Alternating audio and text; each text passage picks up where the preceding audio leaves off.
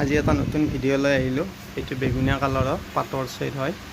চাওক আপোনাৰ খুব ধুনীয়া হৈছে আৰু চবচে ইউনিক ডিজাইন নতুনকৈ বনোৱা গৈছে এইকেইটা।